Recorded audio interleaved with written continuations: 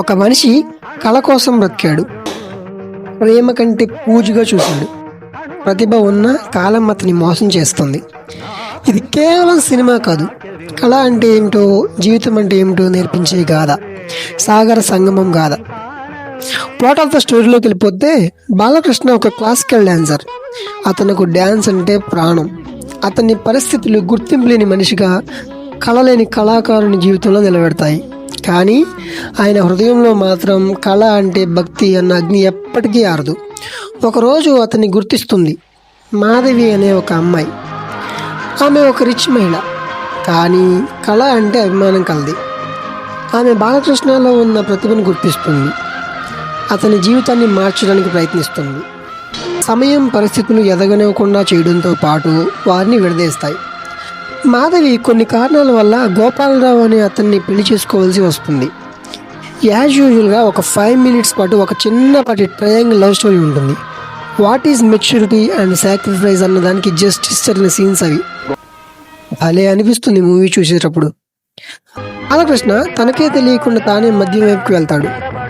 ఒక కళాకారుడు తనని తాను మర్చిపోతే ఏమవుతుందో ఈ సినిమా చూపిస్తుంది. తన ప్రతిభను కాలం మరిచినా కళ మాత్రం అతని వదలదు. కొన్ని కారణాల వల్ల మాధవి బాలకృష్ణని వెతుక్కుంటూ వస్తుంది. కళ అతన్ని చివరి శ్వాస అయ్యేలా చేస్తుంది.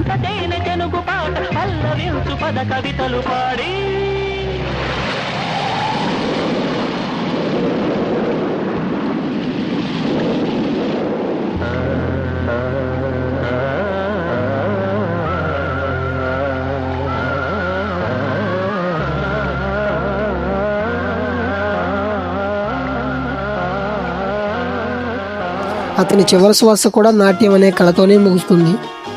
అది ఒక మనిషి కళను ఆదరించడం అంటే. సాగర సంగమం అనేది కేవలం సినిమా కాదు, అది ప్రతి కళాకారుడి మనసులో సముద్రం. ప్రతి డ్యాన్సర్, సింగర్, రైటర్, డైరెక్టర్ ఎవరి జీవితంలోనైనా ఈ కళ ఉంటుంది. కళ అంటే వినోదం కాదు, కళ అంటే ఆత్మానుభూతి.